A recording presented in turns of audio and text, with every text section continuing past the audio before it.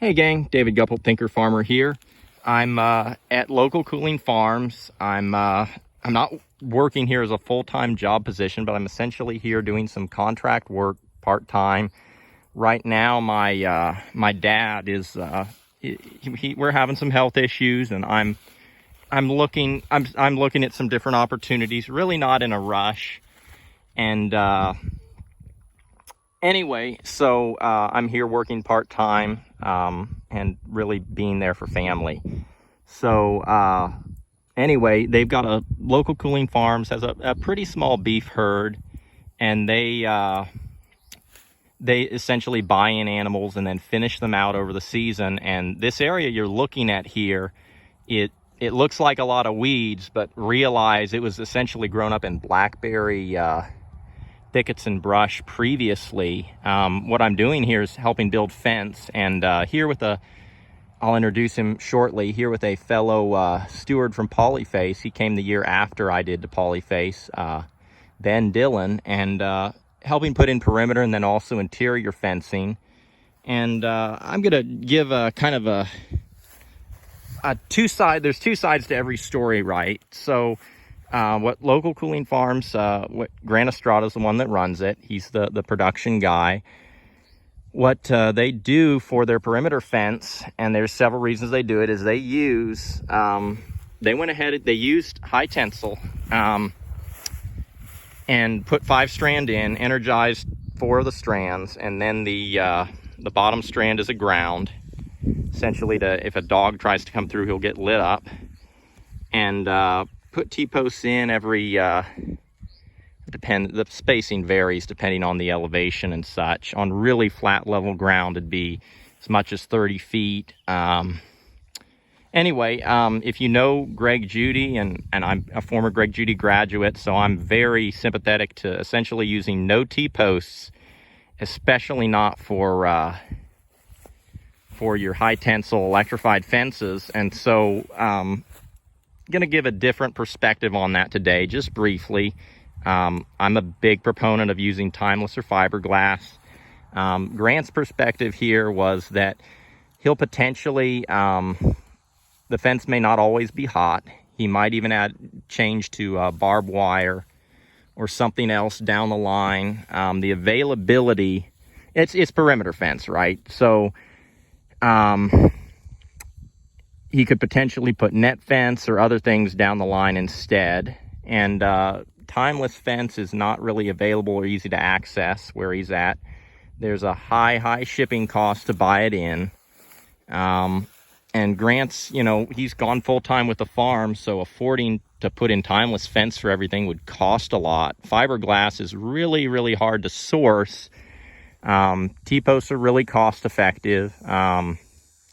And so he's opted to go with the T-post, which long range, that's going to be generally a little more work troubleshooting. Now for I will say this, his perspective right now is that he's got 80 acres and he's doing multi-species. So he's doing goats, he's doing layer hens, he's doing the cattle, and also pigs. And so he's stacking a lot of enterprises on the same land base. He doesn't have a huge amount of ground to cover if he's looking for shorts. So he opted to go that route. So anyway, not everybody agrees that timeless is the way to go. I'm definitely lean more towards the timeless fence or for fiberglass for your perimeter. But there you go, a different perspective on things. So for his corners, he's essentially doing a terminal end knot.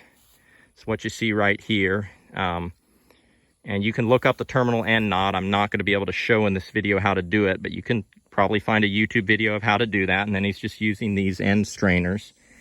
And today what we're working on is for the interior fence. And we just have a jumper there to energize it. For the interior fence, he's got a bottom wire right here. This is a ground, and then he's got, of course the fence is off right now, and then he's got a fence at essentially sheep height, which is about 16 inches.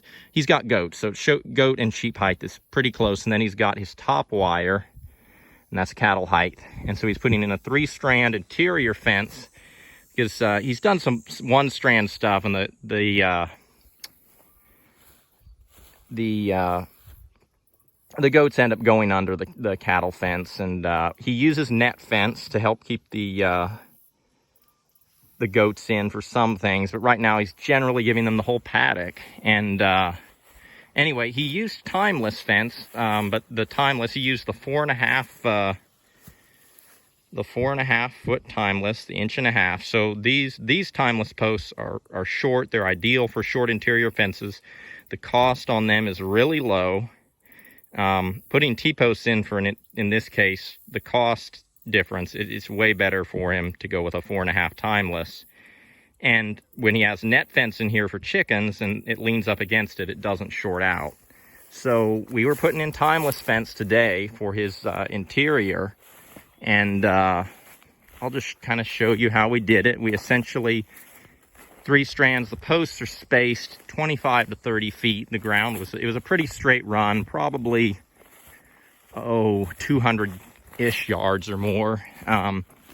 He does not have access to fiberglass. He didn't want to spend money for an expensive timeless boss post, so we just put in a T-post for the couple spots on our corners. And so really, we're doing a functional fence as best we can here for the interior, but it's really low cost. And gang, there is something to be said. Fiberglass would, in my mind, is the ideal, but you do have to really watch your cash flow. And so doing low cost, on the one hand, I don't like the fact that when one of these insulators breaks, this could become a ground to that T-post. So the only reason we have 2 T-posts here is there are corners, because the fence had a little sag in it, or rather not a sag, it had a little bend in it to go around some of the trees that we were leaving for, essentially we've got a riparian area up in here. And so we're leaving that, fencing that out. But if you're, back to the discussion of cash flow, if you went out and buy the best quality materials for everything on your farm, you could easily burn yourself out, even if your farm is profitable, because your cash flow isn't going to work out. And so really, Local Cooling Farms is still in some of the early stages of their business. And so they're going with a lot of low cost options. And there's a lot of wisdom in that. So, anyway, that's the perspective here. Yeah, and it's pretty nice, pretty straightforward fence. He's got some water lines. He just used PEX water lines and put a T-post into market. And of course, all the pressures can be out here in the field.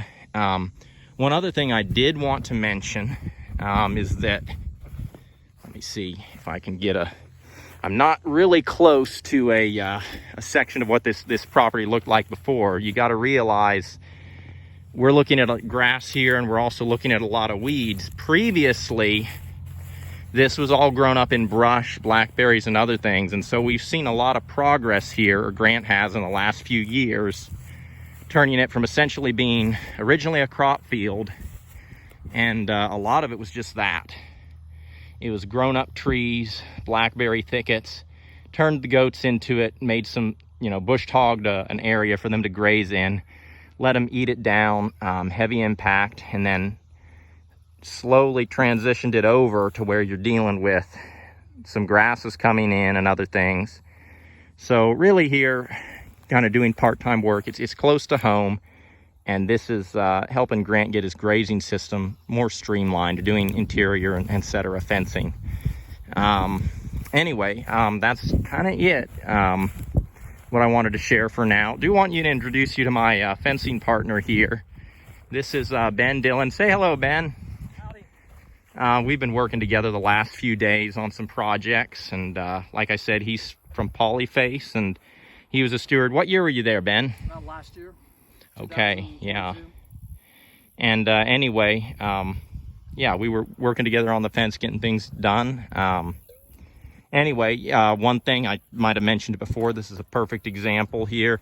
So we didn't put in an H brace or anything. It's just 3-strand. And really this post you might think of it as overkill, but we're probably going to end up hanging a gate here for ease. And so that's if you were just going to put in, leave it open or put a makeshift gate there, you could potentially use, I mean, definitely could use a much smaller diameter post. A fiberglass post, you'd really only need 1.25 inches on an angle. But anyway, so that's some of the fencing stuff we've been doing here. And yeah. So anyway, kind of a picture of the fence. All of those people that like straight fences. You can kind of see a picture down in there. Did some bush hogging to clear it up and whatnot. Anyway, gang, that's kind of the scoop for today. Blessings for the journey and keep it real.